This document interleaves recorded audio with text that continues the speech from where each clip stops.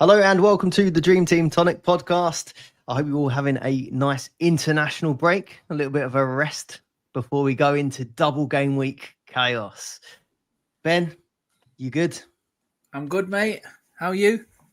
Not too bad. Yeah, it's an international break rest for me rather than watching a load of international football. Have you been getting stuck into the football or just having a bit of a chill out?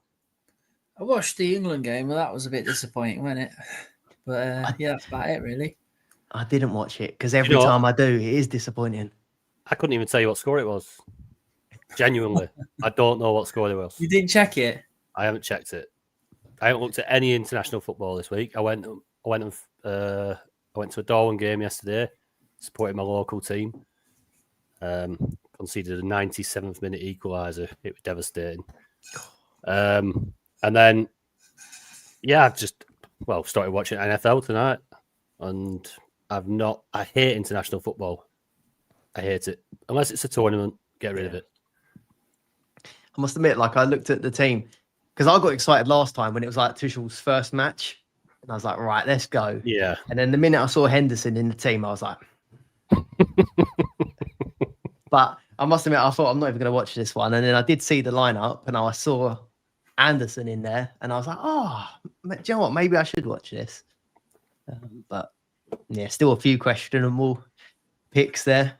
Bowen, what can Bowen do though to get a game? Madueke in instead. Anyway, this isn't about the internationals. This is about Dream Team and game week for Dream Team. When we get stuck into double game weeks with Europe starting, Carabao Cup starting, we'll say hello to a few of you in the chat. I can tell that there's not many of you watching internationals either on a Sunday night. We've got Kev, we've got Steve, we've got Joe, Icaz, Philip, Andy, Steve, Thomas, Gary, Ian all the way from Egypt, actually. Hello.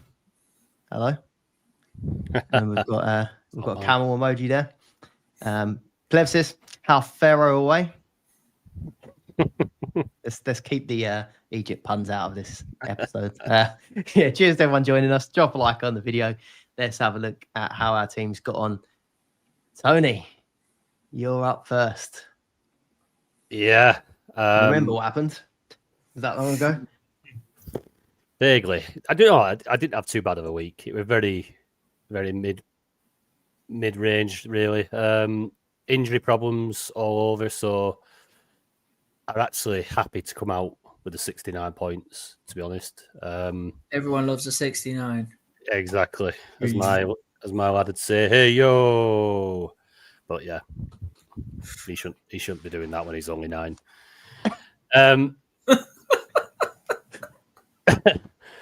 Let's go to the 2 subs that we made. Injuries abound. Jorginho Rutter, he didn't get any minutes in midweek against Oxford, I think it was. So I weren't holding much hope of him playing much of the game on the weekend. I think he could only go about 20 minutes. I took Rutter out for Fernandez, and I took out Bowen for Pedro. West Ham really not looking good, as we discussed on last pod. Although they had an absolute amazing result, and I don't claim to be like a Premier League manager, but I said they need to switch to a back 4. They can't play a back 5. Wan-Bissaka cannot play in a back 5. And it proved they got a clean sheet, a tough game away at Notts Forest, a great win, 3-0. Takes the pressure off Potter a little bit. Bowen. Yeah, definitely. Bowen got a goal as well, but yeah. Pedro in for 22 points. I did something a little bit sneaky with the captain. I didn't want to take Palmer out because I knew it wasn't too serious of injury, and when we come back after internationals, we're going to want him back in for the doubles. So I captained him knowing he wasn't going to play. Vice captain Pedro. If Pedro was a dud and he only got a couple of points, I was then going to switch Palmer to maybe Fernandez in the United game. So that was the thinking behind it. As it was, Pedro had a good game, 11 points, doubled to 22, became my captain. Fernandez, cracking game, 14 points, penalty taker as well, which must be the case when Palmer's not on the pitch. So happy with that. Lovely. That if you were going to lose your Pedro, we thought it'd be Pedro, wasn't it? So if you were going to lose the Pedro to anyone, at least you had Enzo there. Yeah, definitely. It's kind of a little backup there. I'm glad Fernandez got it because I think Pedro's ownership probably shot through the roof. Cunha, another injury. I mean, he was coming out this week anyway, but I was hoping he could have got a return against Burnley. So that went a little bit south. Kudos 5, Reinders 5, Haaland 11. Another defeat for City. Worrying times there. They started quite slowly. Is it time to change? Is it time for a new direction away from Pep Ball? But we'll see. Ait Nouri, the 1 point, who luckily he come back. He was it was such a relief, wasn't it, that he was back in the team and then just to get a 1 pointer. Yeah, it was a nice message when Jambo dropped that into WhatsApp. It was like, oh God, at least there's one player I don't have to take care of, especially when they've got so much money there in my back line with Porro and Ait Nouri. Ballard, I just left him in. He's going out this week. And Roof's 6, which isn't too bad. No clean sheet, penalty save. Good keeper. But yeah, 69th at week. Like I say, I think it's very mid-range score that. But I'm happy enough with the injury problems. The first 3 weeks, I've used 1 sub. I've not used any boosters. And I'm happy with my total points so far. Have you got any early thoughts? I know you said there that Ballard's probably going to come out this week, but yeah, you're kind of going to be playing a bit of a guessing game with Cunha and Palmer again, aren't you? You'd have to think Palmer's all right, wouldn't you? Yeah, I'm going to leave Palmer in if need be. If he doesn't play either of the matches, he'll be a sub out. It is tricky though. Obviously, I've got to look at the timings. Whether on the double week, I'm sure they won't come active until the second game. Then you can't bring in a player that's already played the weekend. So it might be tricky that, but just have to see what it is. Surely he's all right. It wasn't serious last time. So that flared up a little bit, but nothing too serious. I'm pretty sure after a rest, his groin's gone down. Cunha, was it his hammy? I've not looked too much into it. I just obviously it looked like it, but send you a message. Like, it's done for, isn't it? Gone. So unlucky. I don't know if there can't be anyone out there who survived these first few weeks without injuries to their team. Surely not. It's been unreal. Yeah, but early thoughts. Liking the look of Thiago at Brentford. He's got a double, something a little bit different. And I don't know whether this was just having a few beers overnight, but I did just, when I switched my team back on, I had Thiago and Livramento in my team. So, yeah, whether that was a beer or whether I actually put some good thought into that, I don't know. But I do like the look of Thiago. Livramento was, I can afford, even if I do drop to Thiago from Cunha, I can afford another quite expensive defender. I do want some Liverpool coverage in now. That's going to be tricky, isn't it? Yeah, it is. We're taking Ballard and Cunha out. Obviously, with the funds, it will be tricky, but doable. Yeah. Other than that, that's the problem. We're going to talk defenders, I think, in a bit, but that's the thing with Liverpool. I'm having the same fault. The fixtures look nice for them. I've got Salah, but then other than that, all the exciting players are up top at the moment, and there's even more coming in now with Isak. Yep. Midfield's not looking fantastic, and defence are a bit pricey. So I'm sure we'll talk about them in a minute. Yeah. Again, Isak coming in now, it's going to be more dangerous who you pick up top for Liverpool because he's going to be taking someone's minutes. So if you have got an Ekatike or a Gakpo, you know, he's going to be eating someone's minutes. I think it may be Gakpo. I think Ekatike might go out to the left and Isak through the middle. But I don't think it's going to happen first game. I think it may be the midweek game. I think he'll get 25 minutes off bench this week. Yeah. Ben? All right. Let's have a look. Yeah, 61 points. Yeah, I had the Palmer dilemma as well, but I just didn't want to use a substitute on a single game week.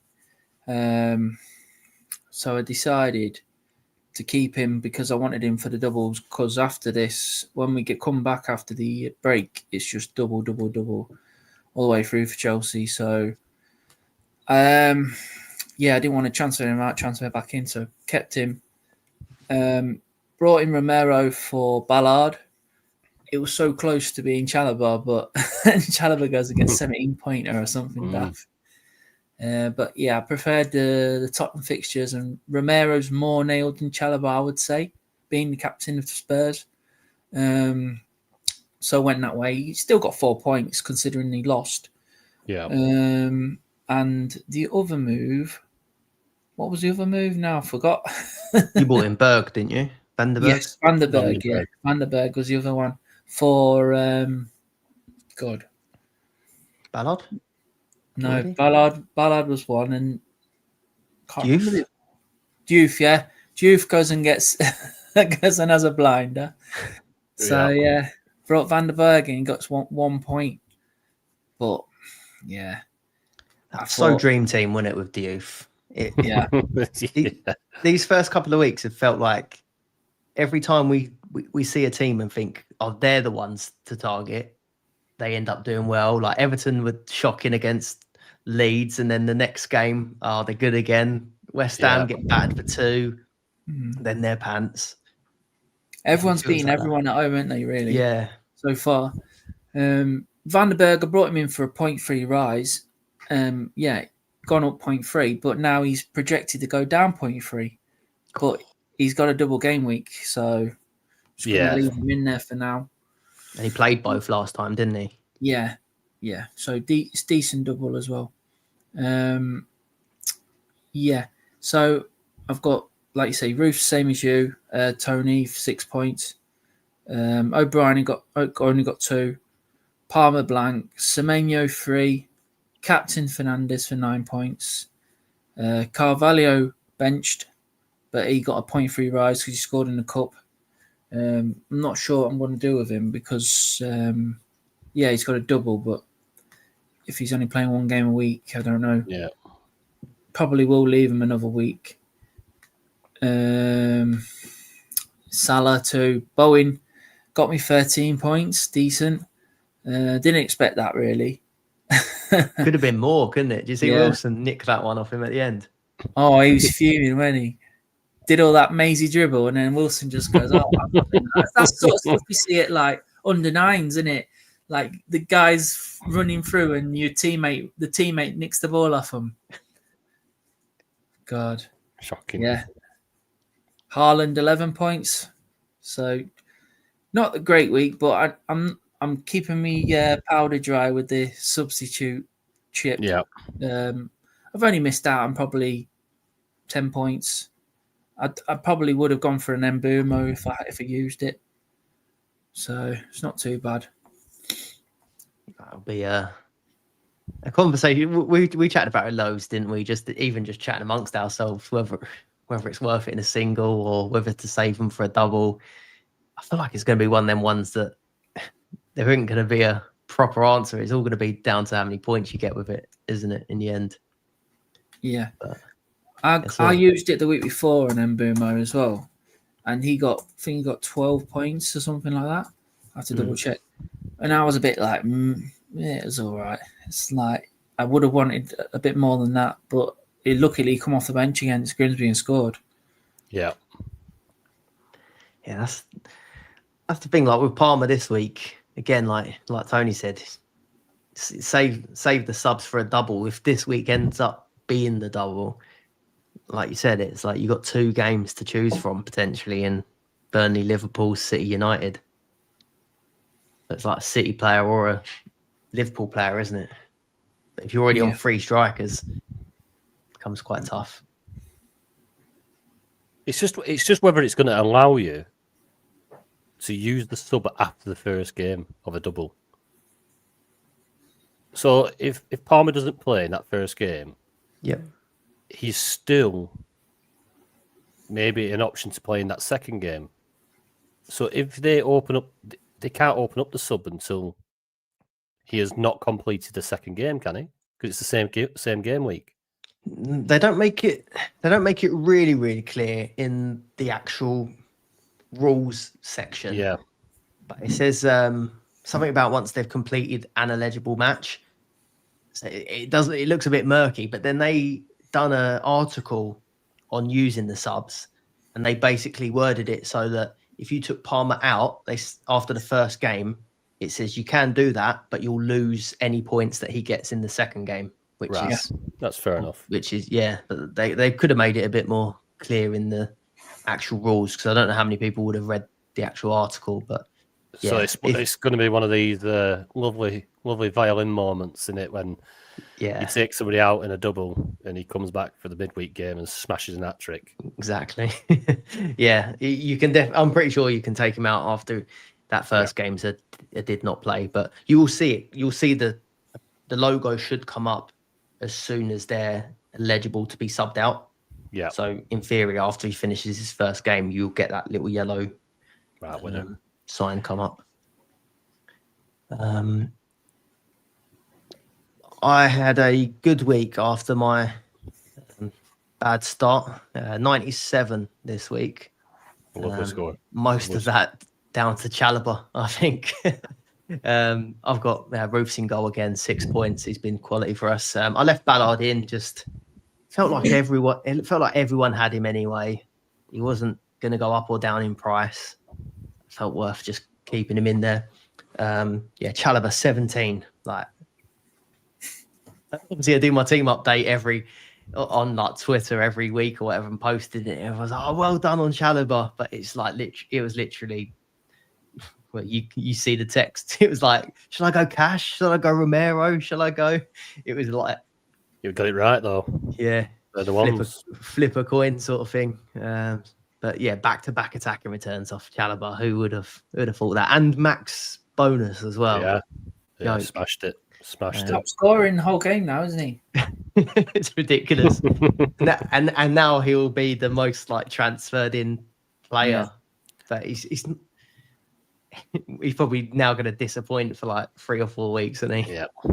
usually the case, mate. But yeah, obviously happy to have got on that. O'Brien too. Kudus was my other move in, so it was Fulkrug and Saka for Kudus and Pedro this week. Kudus did get the extra bonus, didn't he? But then he fell overnight, so he's gone from like 7 to 5. But again, that's why we like Kudus, isn't it? Like even on an off day, he just gets an all right amount of points from bonus and stuff. From what I heard, Spurs were absolutely awful. Yeah, got battered. Even that one, like the Spurs looked like one of the better teams, didn't they, from those opening 2 games, and then all of a sudden Bournemouth turn up to them. Yeah, it's really hard after 3 games, I think, to say for certain who's looking the best team, and we just have to wait for a bit more info, I think. Bruno, never in doubt with the captaincy, was it? Fernandez. Honestly. 18 points there. I still don't buy this whole thing that he's like not any good in that position he's playing deeper. I still think he's still massively involved. He's great for points, isn't he? He was still running the show. Like he put that cross in that I think Casemiro headed against the bar, and then it fell down, hit someone, and went in the goal. So he didn't, obviously it wasn't an assist, but still involved in everything. And then I subbed out Palmer for Brian and Boomer. I just didn't want to have sort of 2 players not playing in a week, and I didn't want to take Palmer out. So got fairly fortunate with a goal, but he looked like he could have got even more, I think, than Boomer in that game. And then Dewsbury Hall, it was all going right this week. So 13 points, goal and assist from him.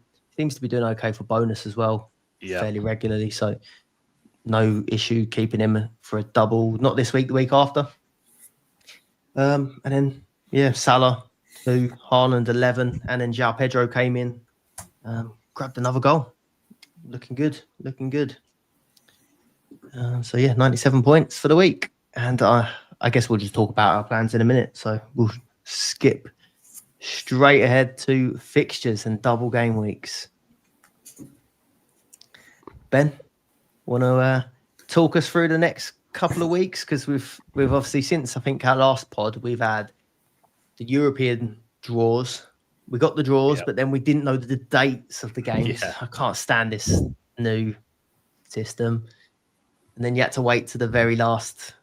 I think we didn't even get the Carabao Cup dates, did we? Properly, we knew everyone was going to play, but we didn't know which weeks until Yeah, a little while ago. and then so. they moved it, didn't they? They moved the load to the game week 5. Yeah, as you can see there, so we've got the Champions League starting next game week in game week 4.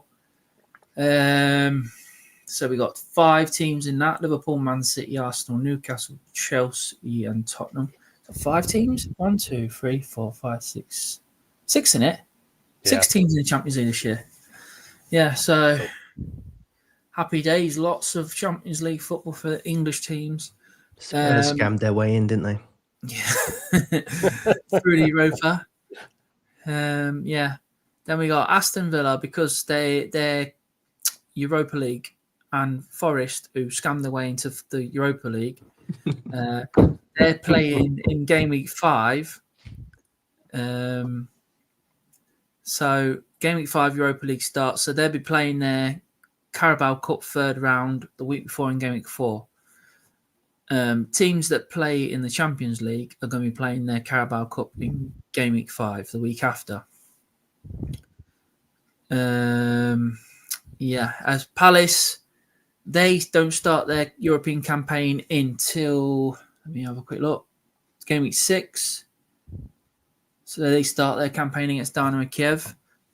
They have a blank in game week 5. But yes, they've only got 6 fixtures in their campaign. The Europa League and the Champions League, they both play 8 fixtures. What was it I was talking about with you the other day, Scott? There's possibly going to be a blank. Yeah, later down the line, because the Europa Conference League goes on a bit longer than the Champions League and Europa League. Yeah, I think one of their Conference League matches clashes with Carabao Cup if they make it that far, the quarterfinal stage.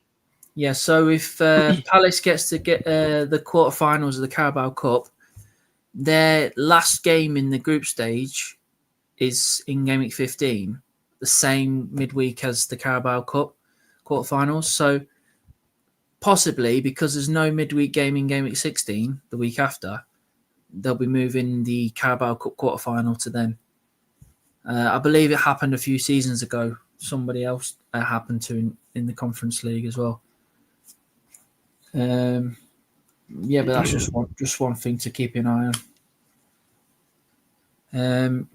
Still got a few teams still in the Carabao Cup that are not in Europe. So obviously, you've got Brentford's doubling this week, so they've not been moved to the back. The game week 5, but they're playing Villa, so they're in Europe anyway. But the rest of them, Brighton, Fulham, Wolves, Everton, and Burnley have all been moved to game week 5. It's a weird one, isn't it? Like, I don't know how you guys feel about it, but it feels like Champions League seems to be like the obvious one to try and target this week because there's less chance of rotation, it feels like. But then game week 4 is just, it completely flips, doesn't it, almost? Because you'd imagine most of the Champions League teams are going to probably throw the Carabao Cup. But you're not going to want to get rid of your Champions League players. Yeah. So it's like, you kind of, I don't know, you might want to hop from, I don't know, a Palace to an Aston Villa or something like that. But I've been thinking about potentially do you just treat game week 5 as almost a bit of a write-off and maybe do nothing, and then game week 6 everything goes back to normal with all of the European teams playing together. I wondered if there might be an argument to maybe try and roll in game week 5 and load up your transfers for game week 6 maybe. Don't know how you're thinking of approaching these next couple. I think the Champions League is, like you say, they're going to play the full strength team. You know you're going to get doubles out of most of your players. I think you've got to attack them this week. I know I've said about Brentford and Thiago, but cash wise, I mean, you want to bring in those for game week 4 if you can.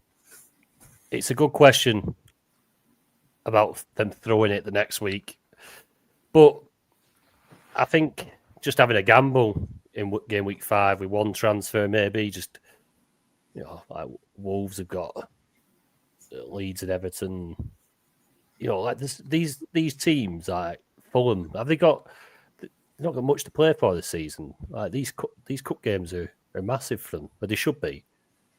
So, especially seeing what like Palace did in the FA Cup, for example, last year. Yeah, definitely. Now having a European tour, it's all these teams should chase it and go for it, because as Palace shown what can happen. Any of these Premier League teams are capable of winning the Carabao Cup on the day. So yeah, I'd probably just punt on 1, maybe 2, and then use the 2 to switch back. You don't like being left out in midweek. Mm. You don't want to be sat there with all your Champions League players resting on bench, and then I don't know, someone's got Chris Wood in the team and he's absolutely pumping someone. So yeah, I think I'll have a little bit of a flutter. Villa might be back to life by then as well.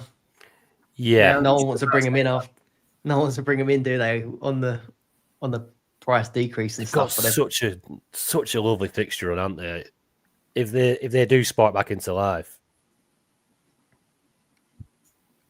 Yeah. Harvey Elliott, Tony. Yeah. Play for Rovers. He did. He played for Rovers, that lad.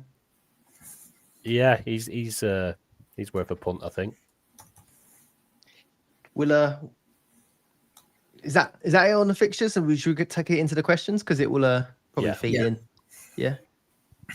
Wicked. Yeah, if you want to get the full fixture ticker from Ben as he updates them as we go, you've got like all the international breaks in there, when all of the possible Carabao Cup draws are going to be, when you've got most of the European ones in there now, haven't you? Because it's all drawn. But yeah, as soon as any draws come out, gets updated straight away. That's on our Patreon. If you want to become a YouTube channel member or Patreon member, you get early access to the pods, you get access to our Discord community, you get articles, ad-free listening for that early access period as well. So there'll be a link in the description below for that, or you can just hit the join button on YouTube. Let's have a look at some questions. I actually left one off of the slide, so I'm going to do that one first. Probably going to surprise you, or you might have already seen it. It was a long one from Shay, but he was just saying, reflecting back on pre-season planning and game week 1 teams, a lot of managers, myself included, opted for budget keepers and defence, with a large percentage of the budget spent on premium midfielders and strikers. Now heading into game week 4, double game week, you'll only have 8 double game week players due to having to use transfers, moving on budget defenders who are underperforming, and also injuries. So he's lost 3 to 4 double game week players after the Carabao Cup second round, which was also unlucky. I'm considering it if it would have been worth just balancing out the squad rather than having a midfield striker heavy team and get more European double game week players in his team. What do we think? Should he have balanced it out rather than go a bit like how I started the season with the heavy hitters in that's mid? what I was just about to say. That's what I was thinking as I was reading it. Yeah. I think I balanced it out. I've got 2 expensive defenders in Porro and Nori, but then I've also got a cheap keeper and a cheap defender. So I think the team's quite balanced, only because I didn't go for Haaland and Salah. But you just got to play it. You've got to play like the 2-3 week game, and you know, these budget defenders. Yeah, you've got. If you want these big hitters, you got to make some sacrifices somewhere. You can't be expecting big things from these defenders all the time. obviously it'd be nice, weren't it, when they come out with a 10, 11 pointer early doors in the season, but you got to ride the rough with the smooth as well. There's been so many injuries as well. It's like it's really quite difficult to say when we've had Saka drop down injured after what game week is that in game week 3? You had Palmer in game week 2. Yeah. It does feel quite hard to say when things like that do happen. And then we had, I almost feel like it's impossible to say at this point, because last season in game week, was it 1 and 2? If you didn't go Haaland and Salah, you were wiped out. In the first 3 weeks, they both banged. So I don't think any particular season is going to be the same. So I do think it's quite difficult to say. Like, I don't reckon there's a particular learning there that, you know, if you'd have gone more balanced, you could have still got the same injuries elsewhere in your team. So I think 8 double game week players at this point is still absolutely fine. Yeah, I've seen teams with 5 or 6. So even if using the 2 transfers, they're only going to get up to 8. It's I think the only learning that I had from and I did know it was a risk, but going so big in midfield and attack is the effect it will have if they do blank to your team value, because then you don't want to take them out for the other good games. Yeah. But yeah, I think he's all right there.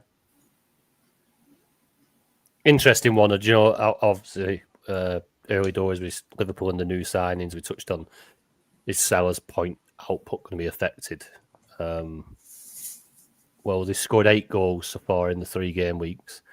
He's on 20 points. Then Gakpo's on 23 and Ekitike is on 24. I think that's going to be a bit of a theme. You've got Isak to come in as well. I do think they're going to be spread. I mean, it's very, very early little snippet, but in 3 game weeks, 8 goals, usually Salah's. Well, he's very much involved in most of them, isn't he, usually? But there's so much talent up there now. Let's chuck Ian's question into this then and have a quick chat on it, because his question was, is it too easy? Maybe too early to put a question in, but is taking out Salah before his upcoming double too risky? I'm highly considering it for a striker who also doubles. So me and Ben have got Salah. You don't have Salah. And he's got Burnley, Atletico Madrid this week. Yeah. So I won't be taking out Salah before that. No. Ben, I'm guessing won't. Will you be thinking to bring him in or not? When I'm thinking I need Liverpool coverage, it's a lot of money in it. He's coming down. He's got. To be fair, I think they're 2 good fixtures. Obviously, Burnley away and Atletico at home. I think, yeah, good fixtures. I definitely wouldn't be taking him out of my team if I had him, but I wouldn't be bringing him in either. And we always find ourselves in that position. Yeah. I don't think he's worth the 0.3 drop if you haven't got him already. But, you know, when we say about, like, when you're making moves throughout the season and you make a move that could really hurt you, that is one that could really hurt you. If you've got him for a reason, and there's that, you've got that belief that he is still going to score highly this season. So if you've gone with him, I'd leave him in now. Because it's tricky with Isak coming in. You've got, on the one hand, it's like, there's another person to add to the goal share that could nick goals off him. But Isak, in my opinion, arguably makes Gakpo and Ekitike worse. Yeah. But he's not going to take any minutes off of Salah. No one is. Yeah. It becomes even harder, doesn't it? You can't see that right-hand side changing. I think Salah plays the majority of the minutes.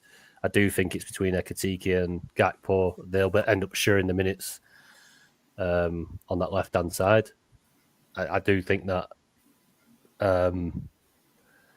Does it if Isak comes in and scores 20 goals, 25 goals, has Salah now got a proper number 9 that he can put the ball into as well and claim quite a few assists off? I don't know. I just think you've gone with him. He's not doing too badly. All right, he's had a shocking 2-pointer this week, but you know what comes off the back of that. Usually, you'll go and hit some double figures this week going up, and you don't want to be on back end of it. He said after all this, Ian, he's in the chat here, joining us from Egypt. He said, I now won't be taking Salah out because of how the cup fixtures got dealt out. But I'm sure someone else will be having the same the same thoughts. We've got Ikaz saying, if money was no object, what would be your team for game week 4? Don't have to do it player by player, but like, if you could this week, how would you have your team lined up? Because we both said we wanted Liverpool, but it's not really doable. I've got a team here, and it's about 61 million. So I've gone for Raya in goal, just because last season he was playing every game.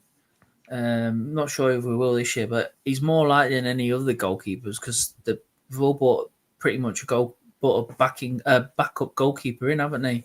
We've got Kepa now, don't we? Yeah, I suppose. Yeah, I think Raul will still play Champions League. Yeah. Defense: Cucurella, Porro, Munoz. Midfield: Kudus, Reinders, Enzo Fernandez, and Eza. I think I want to put Eza in there. Just I think with Saka being injured, it could be quite an important player coming up. What do you think about Scott?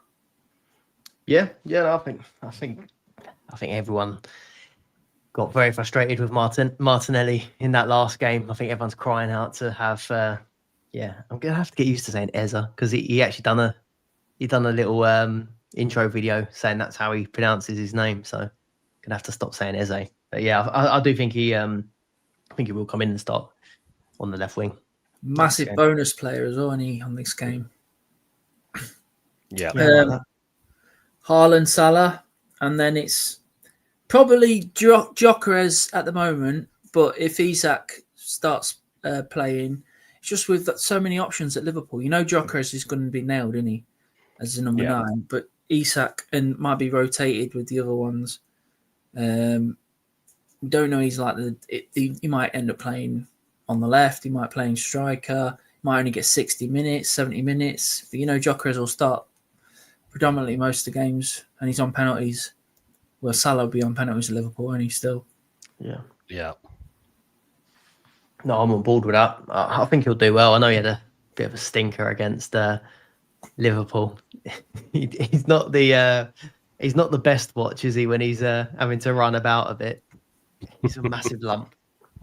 But no, I think he's going to be one of these players who, when we're playing not even the smaller sides, but I don't think we have any trouble playing the bigger teams. It's the like Evertons and stuff that were nabbing points of us last season that I think he'll probably do all right in. So I think it'll be a good pick. Yeah, no arguments. You got one, or should we move that on? I got one. Let's leave it at that one.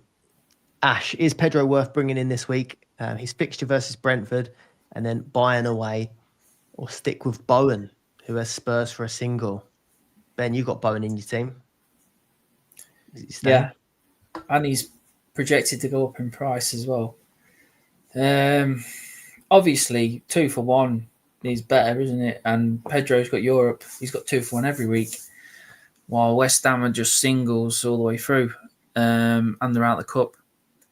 But most people have other things to sort out in their team before taking Bowen out. So, obviously, Pedro is better than Bowen from now on, but it just depends on how your team's set up and what else needs to be sorted out. Because Bowen's decent hold for that fixture, I think. Yeah, I agree. I don't think it's a problem holding on to Bowen this week. Typically, if there's no other problems, do it. But think the same happened to people last week, wasn't it? Yeah, I took him out. Obviously, we're going at West Ham didn't look great, and the lack of fixtures coming up. It's hard because you now looking at taking Bowen out off the back of a good performance, which also always makes it more difficult, and it's probably a 0.3 rise. It does make it tricky. I think if you've got any injuries, is he worth just leaving him for another week? Possibly take the 0.3, take his one fixture, and go on from there. Yeah. But he is taking up one of them striker spots as well. Yeah, that's what was doing me in about Fulkrug. Like, I know Fulkrug, he was an absolute floppy in comparison, but there was weeks where I thought, I could just keep him. But then it was just taking up a spot. That's why I binned him this week, even though I had Ballard sat there. Yeah. And Fulkrug was in theory going to play. It felt like it was taking up a really high upside position.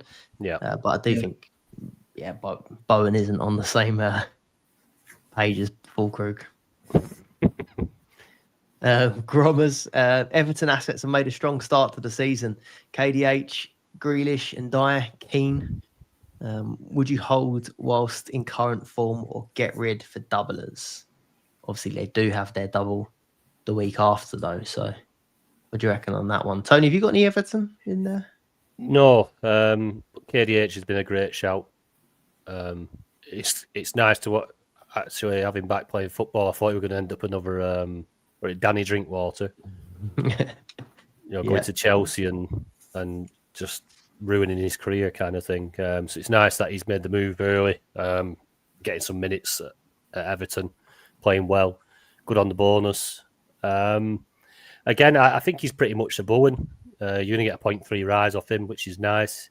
He's got a home game against a very underwhelming Aston Villa at the minute, although with the talent in their team, they could bounce back at any point. You've got to have other fires. You've got to have other singlers, I would take out before Dewsbury. I just think he's worth another hold. He then goes into a double.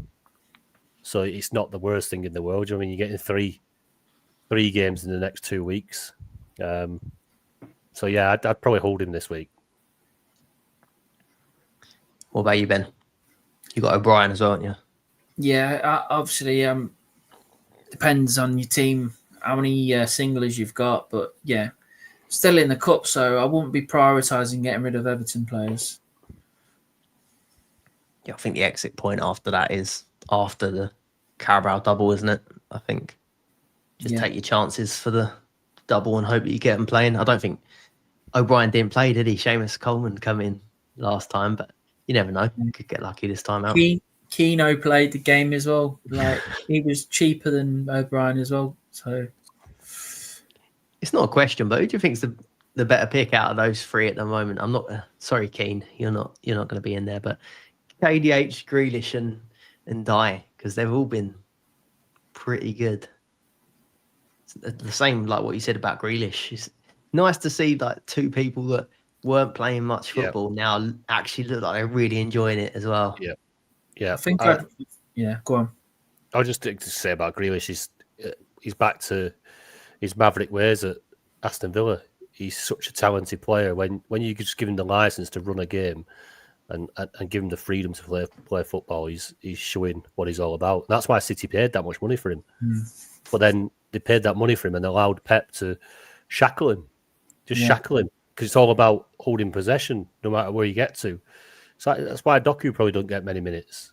It's because possession is his brand of football, and these flair players, they've got to try they've got to risk losing the ball. They've got to try things, and sometimes they don't come off, and they put your team under pressure. But such a talented player, Grealish. Nice to see him enjoying his football again. I really thought he would end up back at Villa. They could have done with him. Yeah, it's showing as well. They could have done with him. Who'd you get? Is he the best one? I think so. I think his ceiling's quite high. I think the goals will start coming. He's had plenty of assists already. I think it's 4 in 2.5 games or 17 ppm as well. yeah. I just he's going to do that. He's going to get fouled. He's going to dribble. He's going to shoot. He's a cracking asset. Again, he's someone who wouldn't it be nice in that Liverpool game if he proper rips it up in that Merseyside derby. Be nice to see. But yeah, I go with Grealish. Yeah, I think Grealish is a more exciting pick, but probably enjoys the sensible one, just with him being on penalties. But Goals are worth more. Yeah, Grealish is cheaper, so you got $500,000 saving. And at this point in the season, it probably will be better to go Grealish. Yeah. Yeah, I'm probably in agreement there. But like, you're probably not going to switch if you've got one of them. You just stick with them now, don't you? Yeah.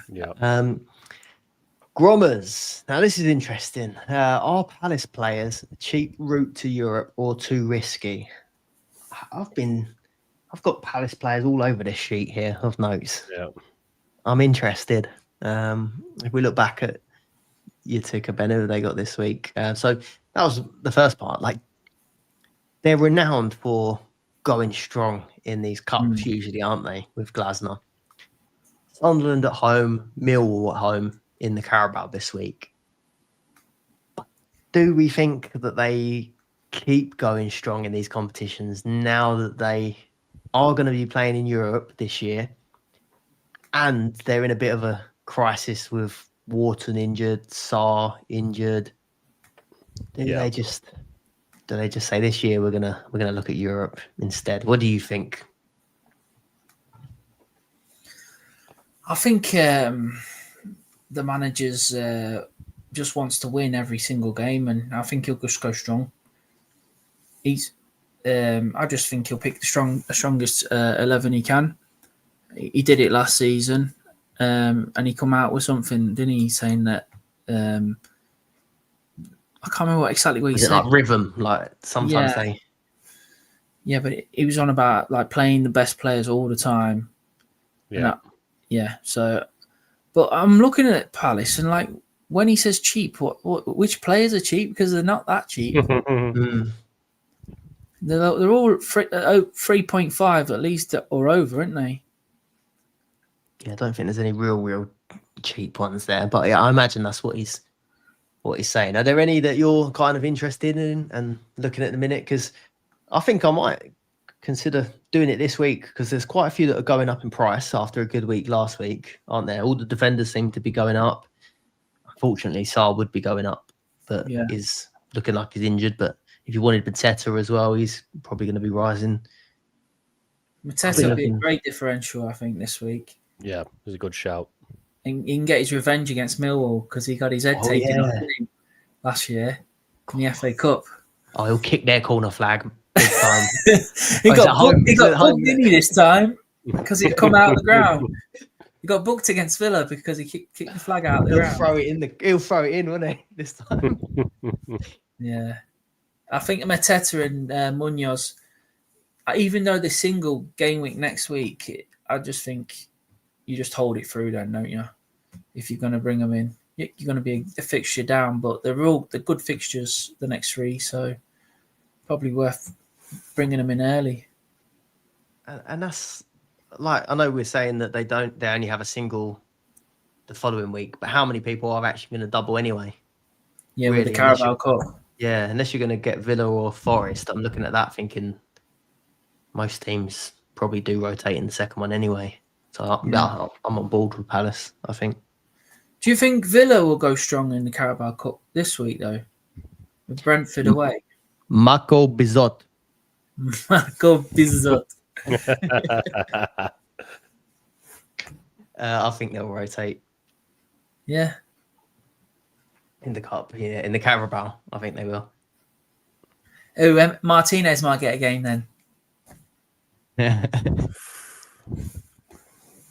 Elliot's surely got to be spoken about. Yeah. I think that's a lovely price, isn't it? 3.5. But do you wait? Do you wait, or do you just think he's going to get one start surely out of the two? Yeah, you'd expect so. I think I will wait, but getting that number 9 shirt is pretty big, isn't it?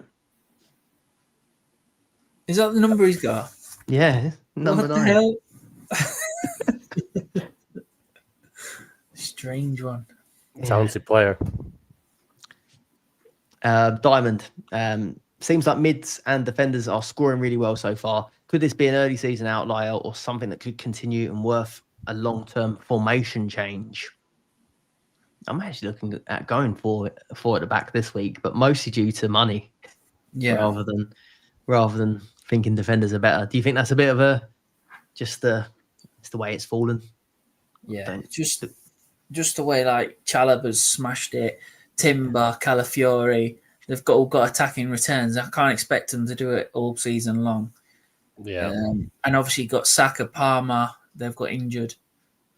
I think it will change. The attacking players will come up above the defensive players. Yeah, the rules haven't changed or anything. It's not like FPL when they've made changes and defenders have become better. Like Dream Team, there hasn't been any change. I think it will just level out over time. Yeah, definitely. Best rising mids with some hold potential. You got any down there, Tony? Yeah. Let's have a look here. My mate Enzo Fernandez. Ooh. I think he's a good option. Especially, I'm just looking there on the Premier Injuries about Cole Palmer.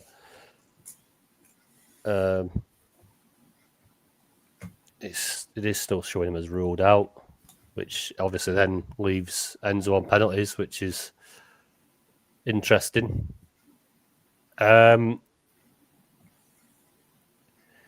Grealish, but obviously it's get the price change. It's next week really. Yeah, you're probably looking at him. You stay away from United and Bournemouth. Because obviously, I think they've only got like 4 games apiece, haven't they?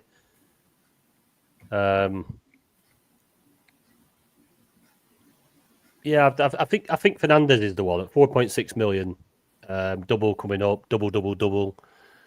I think he'd be the one that I think if you've not got him, I think he's good for most of the things, and then obviously throw the penalties in there if Palmer's not on the pitch, and you've got an explosive player. So he'd be someone I'd be looking at. It'd be interesting to know who gets the next one if Palmer's not there, because I've seen a few people, like Chelsea fans and stuff on Twitter, reckon that something went on during the game and Enzo was getting a bit of stick during the game in the first half, and like he wanted the pen, I think, like to shut people up apparently, and so he went after it. And Pedro, like him and Pedro had a chat, and he let him have it. But people seem to think that it won't be Enzo going forward. But after scoring, he's probably got the taste for it now, hasn't he? Yeah, surely there is now. The trouble is that there's not many rising mids that you're gonna want to be holding really for this week. I don't think, because they all seem to be either falling into a single. They're not in Europe. You've got between this international break and another pissing international break in October. You've got like the likes of United 4 games, West Ham 4 games, Brighton only 5 games, Bournemouth, which like people like Semenyo, Tavernier, you know, they've only got 4 games, so there's not much in that little zone. I can see myself wanting Anderson at Forest. I think he looks really good for like getting points in a variety of ways. Like his tackles were through the roof the last game. He's taking corners. He's getting bonus. I think I saw he had something like he's had the most touches of any player in the league so far, or any midfielder in the league. He's had the most crosses, I think it was, as well. Obviously, that's mostly from corners. But then it's Arsenal and who's their cup game? Yeah, I like him for next week. And obviously, they need to shake that West Ham defeat out the system as well, because that's not good. Off the back of all the rumours as well around Nuno, or possibly Mourinho coming in, all that crap. I just don't. Has that affected the players? Has that affected the dressing room? And that's where that performance has come from, because apparently they were lacklustre. Obviously, against a West Ham side that have looked awful. All right, they've had a change of formation and they seem to be reinvigorated, but strange one. And away at Arsenal. Yeah, I think it's the one for the week after. I did think about Yeah. if he's going up it's only 0.1, but if he's going up, do you just get him in early? But then you know how it goes on this game. You could do that, and then he never ends up. Something could happen, and he ends up not playing. Like, could pick up an injury, and then you've wasted it. So, yeah. I do think he'll score points in that Arsenal game, though, because obviously he's good for everything. He's a bit of an all rounder, isn't he? So might score a worldy free kick from 30 yards out. But yeah, he's definitely on the radar. Obviously, they then double and double again for the next two. Definitely someone on the radar for that. I think Szoboszlai is a potential pick as well. 4.3 million. Is that right back from Liverpool? Yeah.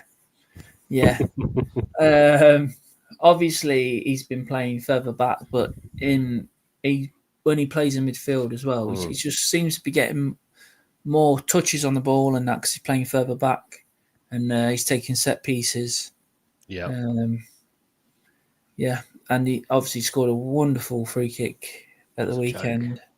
But I didn't expect that to go in, did you? But I think it could be interesting because he's 4.3 going up 0.6, going up to 4.6. So could be a decent hole for a little while. And the fixtures are good for Liverpool. Probably playing Carabao as well. Yeah, I suppose you've got a bit of backup, haven't you? You do punt on some of these players. They've got the double chance, haven't they, in these double game weeks? Mm-hmm. Yeah. These players aren't like the main guys will probably play in the Carabao Cup as well. Best mid's dropping in value, but you'd be willing to swallow due to long-term hold potential, like a Kudus or an Eze, for example. My list for this one's bigger than the last one. Yeah, there's too many. Loads of players. What do you think of Verts, I was going to say, for this week? Because I think overall at the start, these last sort of 3 weeks, he's not really done anything so far. But then you're finally looking at some games where he's got Burnley away. I know Atletico's away is going to be hard, but it's at home. And then you've got Everton. These are the type of games where he might actually boss it a little bit. Teams that might sit back. It's a risk, though, if he doesn't. No, I don't. I think he's one you've got to wait and see what he does. We've seen it many a time that you can spend big money on a player and they just don't quite seem to settle in the league. We've got to remember they're human beings as well. I think with football, I always forget that. I just think they're fancy football players. But moving to a different country, is he settled? There could be all sorts going on. And it can take, sometimes the transition and getting back to his best on the field could take a good few months. So he's not somebody I'd want to punt on with my team, risk too early. I think there's safer options. But yeah, they've got I think they've got a good 3 games there where if he was to grab a few games by the scruff of the neck, it could be them. Talented player. It's because he's one of the options. Like if you've got 3 strikers and Palmer doesn't end up playing, you can only really choose from Liverpool and City, and then from Liverpool. From both of those, if it was attackers, you'd be like, oh, I could go Marmoush if I see the lineup, or I could go Ekitike or Isak or Gakpo. But if you're 3 strikers, there really isn't that much to choose from unless you want to sub in a defender like a Night Nori or someone. But then, do you want to use a sub getting a defender in the double? It's not as great. And then Verts is the only one that sort of stands out to me. But I don't even know if I'd risk sub on him. No, Tough. it's a punt in it, but I think Eze or Erdegaard could both do really well this week with those two fixtures, Forest and Bilbao. But you just can't pick them with a 0.3 drop. That's what's frustrating. We can, yeah, but I like Eze. I think he'll have a good week. Yeah, picking him up on a drop. I'd do it. The only way I'd do it is if I were taking somebody out on a 0.3 drop.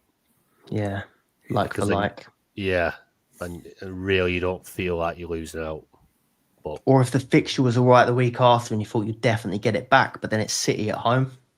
yeah, yeah, Any others? It's tough. Yeah.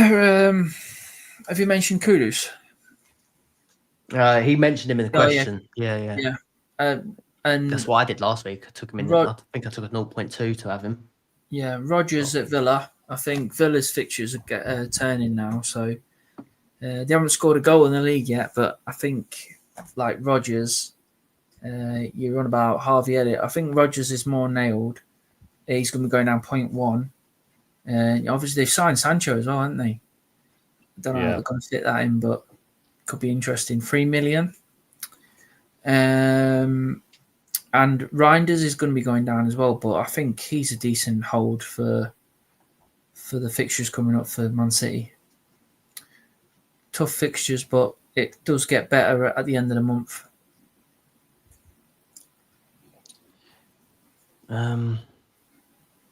When you're looking to use your 12th man chip, Jay Baker is saying he likes the idea of this week or maybe game week 6. Do you know, I really am just going to try and ignore chips and play them in the second half of the season. Business end. Really? I'm thinking so. I'm going to try my best. But, when all the hype starts around one for a certain game week, you start to feel a little bit left out, don't you? But I am going to try that FOMO starts creeping in. I'm going to try and avoid it this year. And, yeah, I think I'm going to play them in the second half of the season.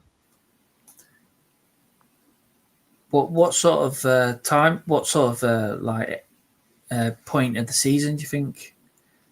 Like, are you thinking of like a quarterfinals of a European Cup or semi-finals of Carabao Cup or something like that in a double game?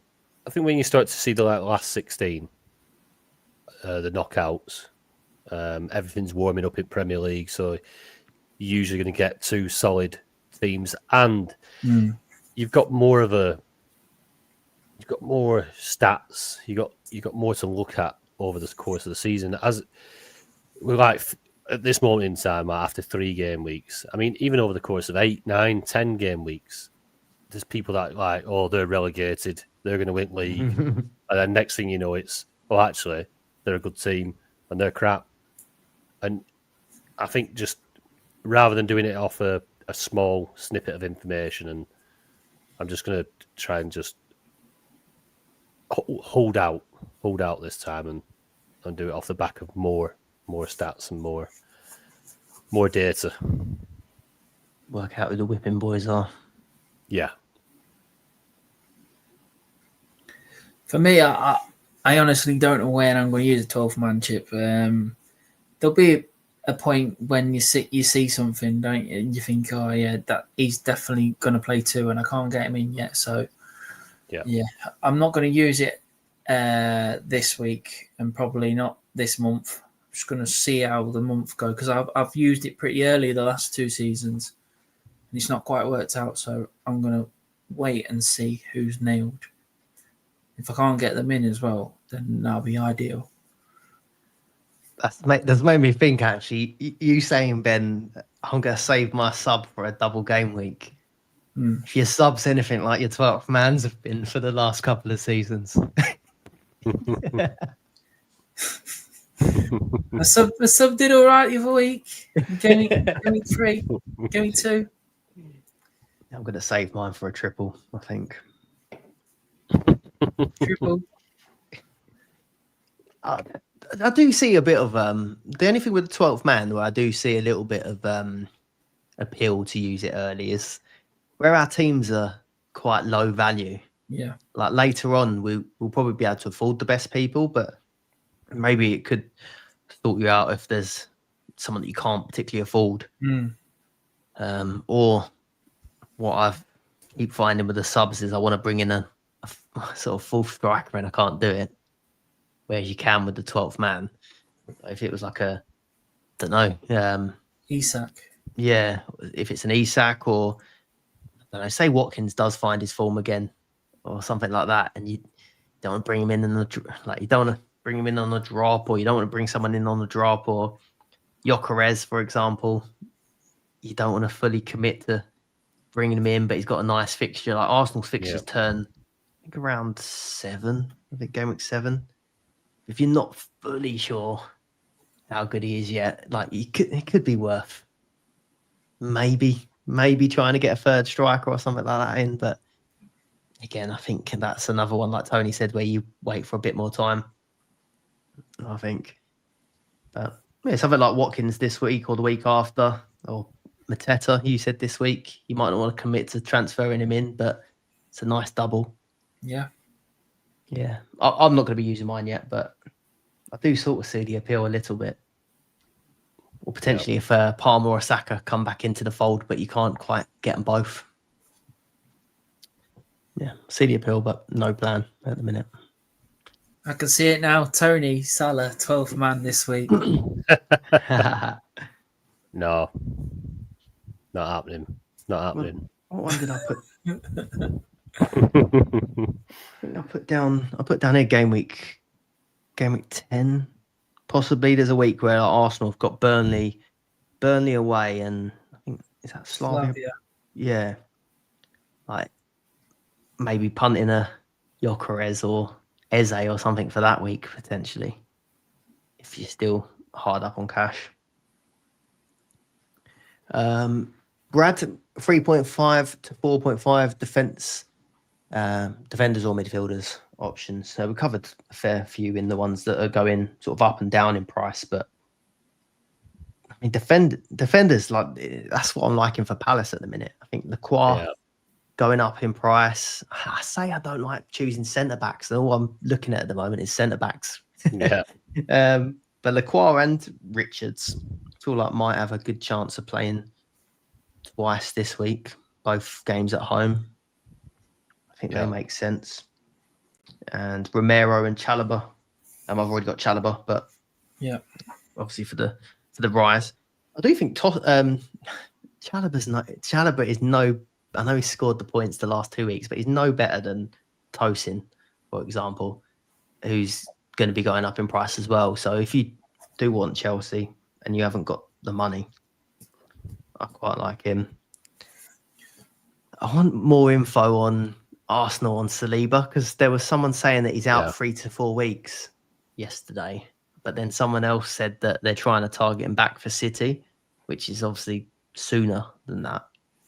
But if he is out, that Mascara for Arsenal looked good against Liverpool, and somehow he's come out of that Liverpool game on a rise. One of few Arsenal players, and he's only 3.4. But it's just one of them where if you get him in and he only sort of lasts you 2 weeks, you're giving yourself a bit of a fire later on. Yeah. But say Saliba does come back for the City game, for example, then hey ho, you might have Mascara for Port Vale. It might not be the end of the world. You mentioned Livramento, Tony? Yeah, Livramento. I think it's a good option. He's going to go up a little bit in price this week as well, maybe a 0.1, 0.2. Bit cheaper than the 3.5. Another Chelsea lad, Gusto. Should be going up 0.3. He's only 2.8 mil. He started 2 in a row now, is it? Yeah. James has been coming off the bench. So, yeah, whether that carries on, he comes with its risks, but he is, let's say, 2.8 million, due a 0.3 rise, scoring decent. So, yeah, Gusto and Livramento.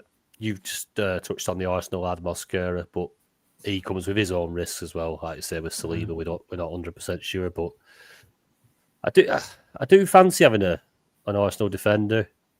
Obviously, looked at Calafiori at 4 mil. But yeah, there's some good options there, especially in that price bracket, 3.5 to 4.5. I do wonder whether you do just go Calafiori now after I've talked everyone out of him and he's gone and banged in all these attacking returns. But when the double game weeks come, I still worry that can he play 2 a week? His injury record's been terrible for us, but he has been that good when he has been playing. Like even in this Liverpool game, he was really, really good in this game as well. So if you want to try it, I don't see any problem with it. We've also now signed Hincape, I think his name is, and I'm not quite sure where he's going to fit in, but apparently he's played left back a fair bit and looks really good, and also can play left centre back. So that's another body in there that could take minutes off him. Yeah, tough. You got any there, Ben? Pretty much covered defence. We're doing midfielders now. Yeah, go on. You go mids. Yeah, again, we've spoke about these before. Elliot Anderson, 3.7 million. I think he's going to be a good little... He's going to be like the Tillemans this season, I think. Just sitting there, getting his 5s and 6s, getting the odd goal as well. Yeah. And assists. I do like Szoboszlai as well. And maybe a bit shorter term, Madueke while Saka's injured. He's on mine. He's on my list. 3.5 million. Yeah. I think that's a good shout. I think he looked good against Liverpool. People were still... He's never going to be Saka, is he? So everyone's going to be always a little bit disheartened. But I think he gave a good account of himself. And like the fact that everyone was on Martinelli's case just goes to show he must have had an all right game. Yeah. What about your boy Kamada? 3 million. Got injuries. I know, yeah. But especially with Eze gone now, he might become a bit more important player. He had a good goal scoring record, didn't he, at Frankfurt before he went to Palace. And he done me a good in at the start of last season in the Carabao Cup. Could be potential there. You mentioned Anderson being the new Tielemans. I've noticed Tielemans has lost all his corners to Matt Cash, I think it was, that last game. Yeah. I thought Tielemans puts in great set pieces. I was a bit surprised at that.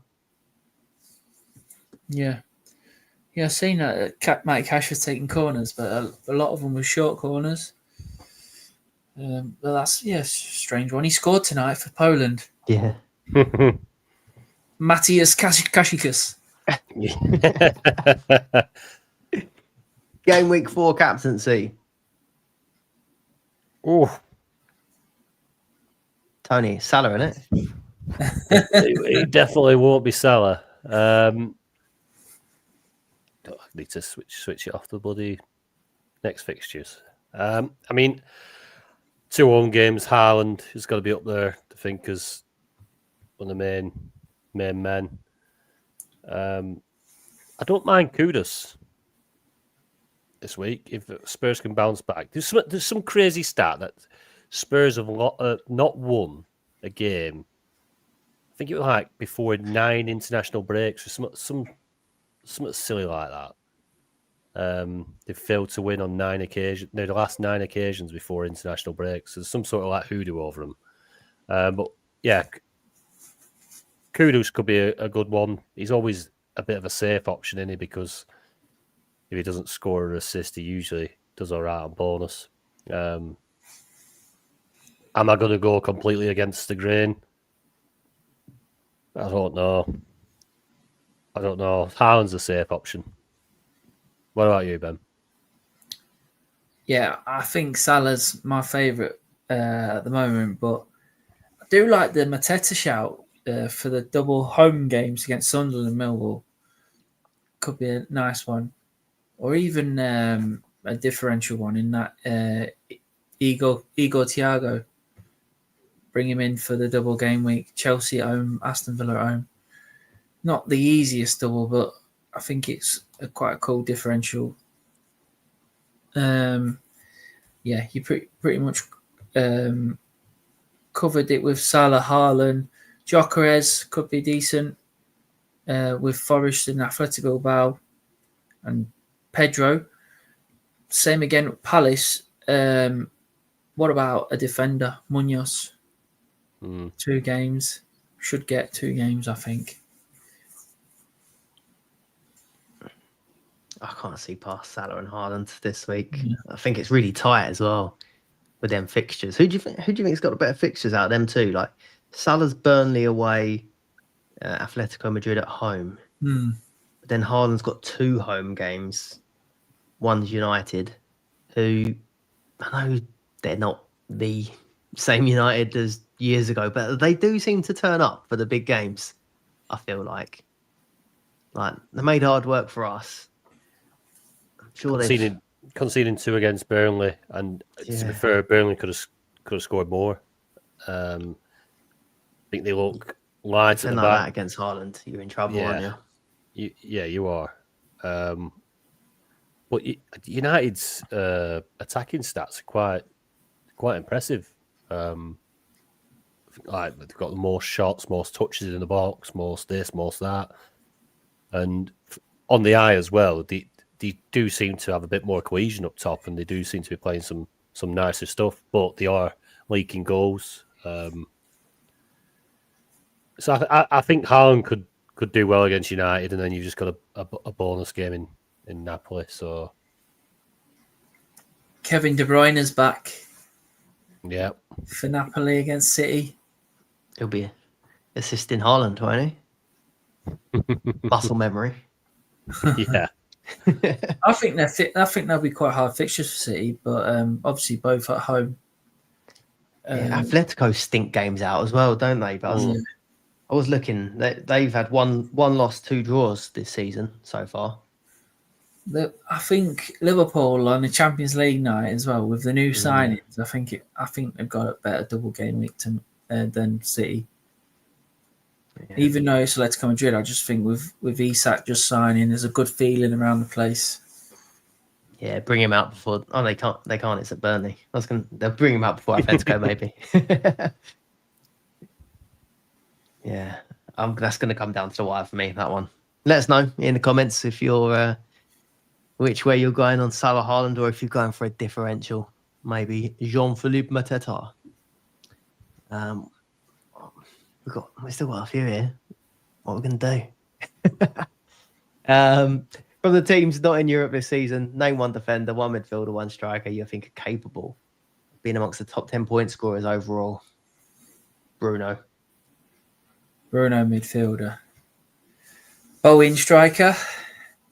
Yeah. And I'll just put one out there. Truffert for Bournemouth. He's been good. Do you?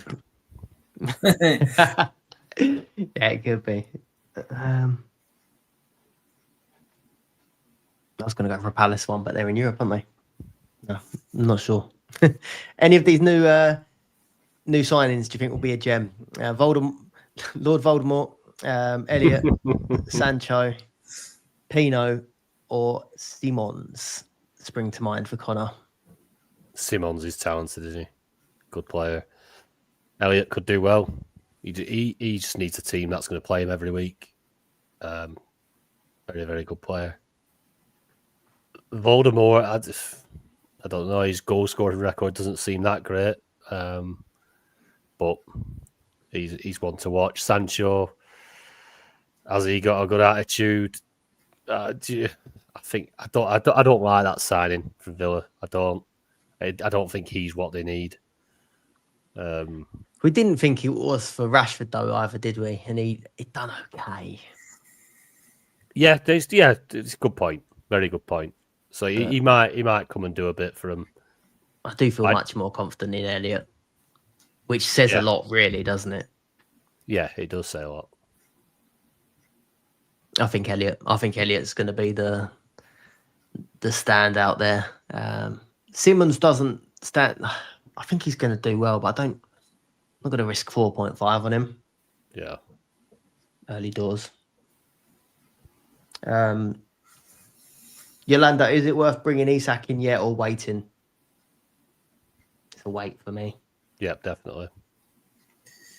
Yeah, wait for me. See what happens. He didn't start for.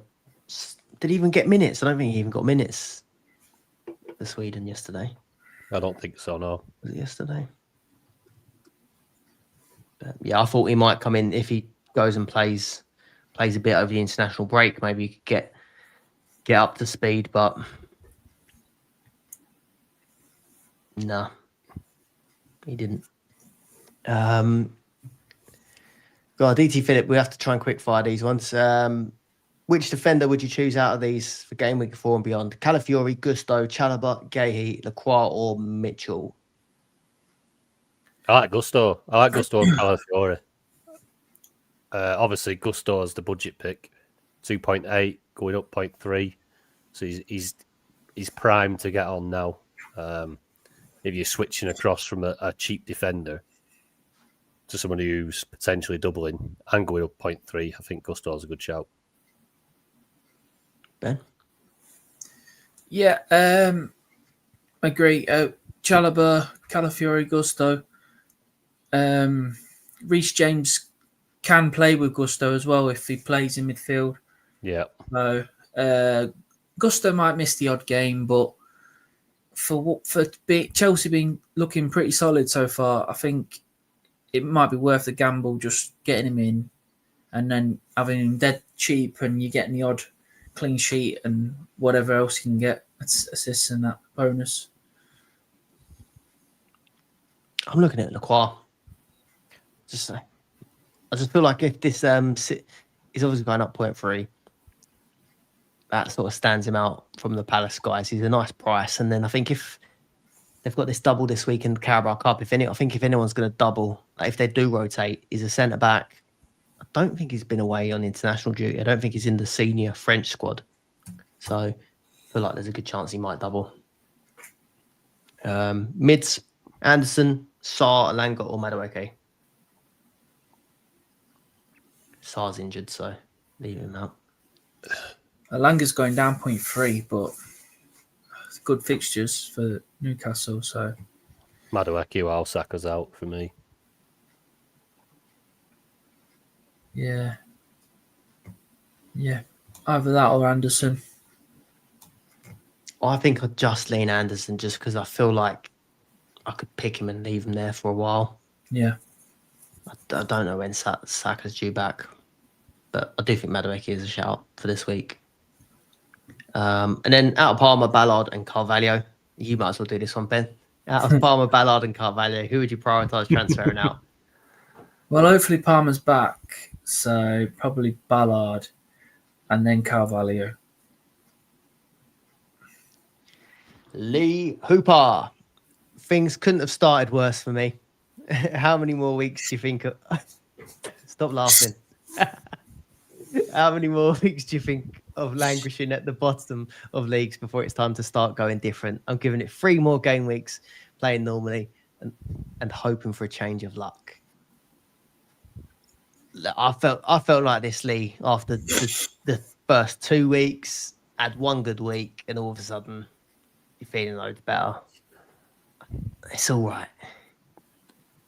Things change. You've had bad luck with injuries. Who stuck that violin on there? I don't know who stuck that there. We're a supportive group. We're a supportive group in this Discord. Come on, Lee. Come on. You'll be all right. I reckon it could have been worse. I don't know. He's 2 subs. I think he made 2. From what I remember, he's 2 subs that he's brought in so far. Both have ended up getting injured. He subbed in a player for an injured player, and they both got injured. It's well, yeah, you just keep doing. No, don't keep doing what you're doing. No, Don't keep doing that. That's wrong. Look that. Yeah, I don't know what to say. What can you say when that happens with your subs? No, it's just hard luck. It's just hard luck. It is. But I don't think you should start after. I don't think after 3 weeks, if you're still in a bad position, then start going all crazy. No, Then I don't think it ever helps. no. Give it another personally. 3 weeks. If you have 3 decent weeks coming up, you know, you can all change. You can all switch around. So early in the season. Don't worry about it. And then Legend says bring in a Liverpool defender or Palace defender for the long term. This is what we started on. So I was looking at something earlier and maybe going Kirkes.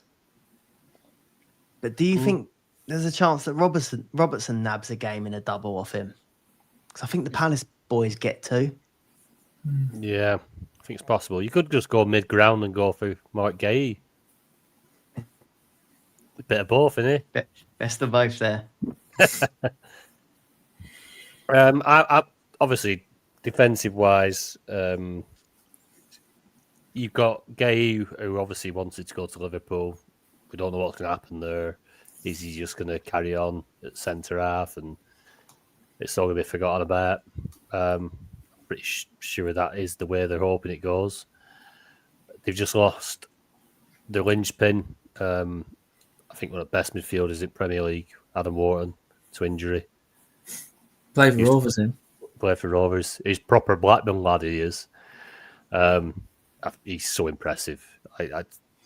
He's such a talented footballer. He's a worse miss than probably Eze for Palace. So they've lost Eze, Wharton, Sarr's injured. I just think the whole little spine of their team is very much in doubt. So as much as I think Mateta's a great option for this week, the 2 fixtures are brilliant, and I just don't how they're going to cope losing all that talent. I don't know. Good manager though. So if anyone could do it, Glasner's he's bang on. He's a very, very good manager. So I still might punt on Mateta. But defensively, yeah, Lacroix, Richards looks all right as well. Would you go Virgil or not? No, I think he's not looked great either. I didn't see the Liverpool-Arsenal game because I was driving back from Yorkshire, but he was class against us, to be fair. He looked shaky the first 2 and he bossed the game against us, to be fair. But he must just leave it until I'm not watching. But first 2 games, he's looked really shaky. Obviously, if he's done a number on... he saved it all for us. Yeah, it seems like it. Ben? It's just what players do you pick from Liverpool? I think they're all a bit. Who would you pick? Like Bradley, is he back yet? I don't know.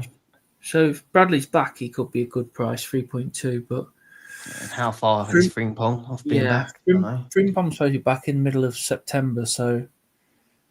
Yeah, probably Palace longer term are going to be more nailed and easier to predict the lineups. Obviously, Kirkes is decent, but like you say, for 4.8, you don't really want a defender that's going to be getting rotated. I mean, you can get away with it, Gusto, because he's 2.8. Plev just said in the chat, Bradley played tonight. All right, nice So one. he should be back. Yeah. I think the thing that's handy with Palace, opposed to Liverpool, and this is what I've been looking at in my team, because if I was looking and I can go Kirkes, for example, and a midfielder, but it uses up all of my money. And then I'm trying to think about that following week or when all the European doubles start. Then if I've got 2 Everton lads to try and upgrade to European players eventually, I can't upgrade them to European players because I've got no money left, and then I have to end up taking that money out of a Europe player already. Whereas if I went Palace and then leave a little bit of money in the bank, you then can get your extra European players. It's all I'm thinking. I normally always try and look to use all the money I've got in those 2 transfers, but I'm wondering if this week it could be worth just leaving a bit. Yeah. it's one of them as well. Where Palace are going to surely go super strong in the European competition, and they're going to be much better than half the sides that they're going to be facing in that competition. So there could be some nice clean sheets and striking points to be had there. Right, let's do some leagues. Where am I? Well, not up there. No, you're not. No, I'm not. Top 3 cash league. God, I ain't got my glasses on today. T Worsfold in 3rd. Is that D? D Doherty in 2nd, and J Bashford in 1st. Well played, guys. Oh, Joel's in the chat. It's not good. Joe, She knows what's coming. Oh, members only league. In 3rd, G Walker. In 2nd, S Wow. And in 1st, he's always there. Silent assassin. In 1st. I've not got the league table up for Joe here. Oh, but do you want me to, we'll fit her in. Go on. Have you got it there, Tony? I'm getting it up now. Lowest score is out the door. And the lowest score in game week 3. Get out. Joe Cook, 50 points. Did Noopy survive the week before? See, yeah. Do you know, Lee, we were saying it could be worse. You survived by 7 points, so you're still in the lowest score out the door league. It could be worse. You could have been Joe on 50 points. Sorry, Joe. But, yeah, you're out. And then I think tag team league will be fully up, I think, in the next week or so, isn't it? Yeah, he'll be. I'm guessing. Obviously, I don't know about Frank's schedule, but it should be up either mid this week or before the weekend. So pull your fingers out in the tag team, because we'll be reading you out very soon. Yeah. But that is everything.